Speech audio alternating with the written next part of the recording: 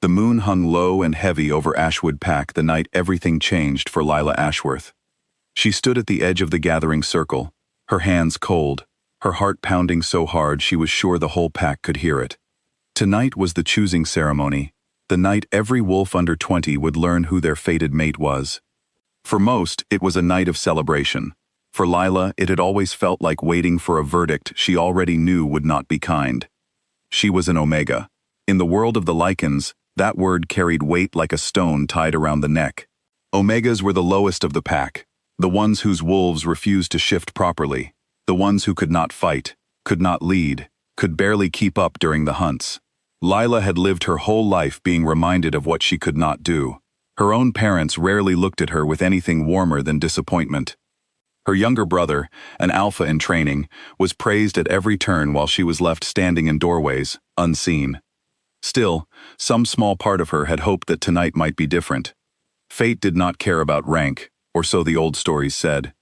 Fate chose the heart it wanted, not the title it was born with. When Damien Voss stepped into the circle, the entire pack fell silent. He was the alpha heir, tall and broad-shouldered, with the kind of presence that made rooms bend around him. Lila had admired him quietly for years, the way people admire something they know they can never touch. When his eyes met hers across the circle, she felt it instantly, a pull deep in her chest, warm and undeniable. The bond, their bond. His face changed the moment he felt it too.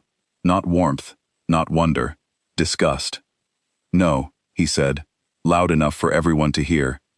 "This cannot be right." The murmurs started immediately. Lila's stomach dropped as Damien took a step back from her, shaking his head, as though trying to shake off something dirty that had touched him. "She is an Omega," he said, his voice sharp enough to cut. "I refuse this bond. I reject her." The words landed like physical blows. A rejection was not just embarrassment. It was public, permanent, and cruel. It meant Lila would carry the mark of being unwanted for the rest of her life. She heard laughter somewhere in the crowd. She saw her mother look away, ashamed. She saw her father's jaw tighten, not in anger at Damien, but in anger at her, for existing, for causing this scene. "You are a stain on this pack," Damien said, turning to walk away. "A stain on my bloodline. Get out of my sight." Lila did not cry. Not there. Not in front of them. She had trained herself long ago not to give them that satisfaction. She simply turned and walked into the trees, her chin lifted even as her world crumbled beneath her feet. She did not know, as she disappeared into the dark forest that night, that it would be the last time anyone in Ashwood Pack saw her as the girl they thought she was. The pack elders decided quickly that an Omega who had caused such a public disturbance could not be allowed to stay. Within 2 days, Lila was cast out entirely, stripped of her place in the pack, told never to return.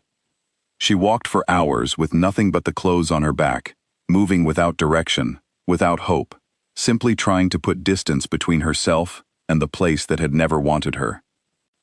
It was on the third night, weak with hunger and exhaustion, that the rogues found her. She had wandered farther than she realized, past the borders even Ashwood dared not patrol, into territory whispered about only in warning. 3 rogue wolves surrounded her in a clearing, their intentions clear in the way they circled, patient and cruel. Lila had no strength left to run. She had barely enough strength to stand. She would learn later that the attack had not been random. Someone from her own pack, someone jealous and afraid of what her survival might mean, had made sure the rogues knew exactly where to find her. But in that moment, all she knew was pain and darkness, and the sound of her own heartbeat slowing as she fell to the forest floor. Certain this was the end. She did not die. When she opened her eyes again, she was lying on a bed of soft furs in a place she did not recognize, in a room lit by firelight, her wounds cleaned and bound with careful hands. An old woman sat beside her, watching her with an expression Lila had never once received from anyone in Ashwood. Quiet, unwavering respect. "You have been asleep for 3 days," the woman said gently. "You are safe now, child. You are home." Lila did not understand what that meant. Not then. The woman introduced herself as Marin, an elder of a bloodline Lila had only heard of in old stories, the kind told to frighten pups into behaving. The Nightclaw line, a royal Lycan bloodline believed to have died out generations ago, hunted nearly to extinction by rival packs who feared their power. "We are not extinct," Marin said, when Lyla finally found the courage to ask. "We simply learned to hide. And you, Lyla Ashworth, are the last unbroken heir of our blood." Lyla laughed, though there was no humor in it. "I'm an Omega. My wolf barely shifts. I can't fight. I can't lead. I couldn't even stop 3 rogues from nearly killing me." Marin's expression did not waver. "Your wolf is not weak. Your wolf has been bound since the day you were born, sealed away by a curse placed on you by someone who feared what you would become if you were ever allowed to grow into your true self." The words settled over Lyla slowly, like snow finally reaching the ground after falling for a long time. A curse, not weakness, not failure, something done to her, not something wrong within her. "Who would do that?" she whispered. "Someone who understood exactly what you are," Marin said, "and exactly what you would become if you were free." Over the weeks that followed, the Nightclaw elders worked to break the binding placed on Lyla so long ago. It was not simple, and it was not painless. There were nights she screamed herself hoarse as the curse fought to hold on, nights she was certain she would break apart before she broke free. But slowly, layer by layer, the walls around her true wolf began to crumble. When it finally happened, it happened all at once, in a clearing under a full moon, with Marin and 2 Nightclaw generals standing witness. Lyla felt something ancient stir beneath her skin, something vast and powerful that had been sleeping her entire life. Her shift, when it came, was nothing like the broken, painful transformations she had endured in Ashwood. It was seamless, magnificent, and terrifying in its beauty.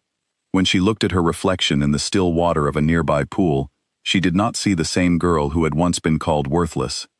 She saw a wolf built for command, silver-coated and sharp-eyed, radiating a kind of strength that made even the generals lower their heads. "There she is," Marin whispered, tears in her old eyes. "There is our queen." The months that followed were the hardest and most transformative of Lyla's life. She trained relentlessly, learning combat from generals who had once protected kings, learning pack law and diplomacy from scholars who had preserved Nightclaw history in secret for 100 years. She learned to lead, not through fear, but through unshakable calm and quiet authority. Piece by piece, the frightened, apologetic girl who had once shrunk in doorways was replaced by someone new, someone who no longer needed anyone's approval to know her own worth. On the night of her coronation, standing before the surviving Nightclaw bloodline and the allies they had carefully gathered, Lyla was crowned queen. She did not feel like the same person who had once stood in a circle at Ashwood, waiting to be chosen. She finally understood that she had never needed choosing. She had only needed to remember who she truly was. Word of a new Lycan queen began to spread slowly at first, then like wildfire. Packs that had spent decades in quiet conflict over shared borders found themselves receiving formal correspondence from the Nightclaw court, proposals for fair treaties, offers of protection against rogue attacks that had plagued the region for years. No one connected this powerful, composed queen to the Omega girl who had vanished from Ashwood a year before. Why would they? The stories did not match. Omegas did not become queens. Ashwood Pack, meanwhile, had fallen on difficult times. Without a clear plan for succession, disputes among the pack elders had weakened their standing, and territory once firmly theirs was now being challenged by neighboring packs eager to take advantage. Damien Voss, expected to step into leadership, found himself struggling under pressure he was not prepared for, haunted by decisions from his past that he refused to examine too closely. It was Ashwood's declining position that finally brought Lyla back. The Nightclaw court received word that Ashwood was disputing a border agreement that Lyla herself had helped negotiate with a neighboring pack. Rather than send a representative, Lyla chose to attend the council meeting herself. It was not vengeance that drove her, not fully.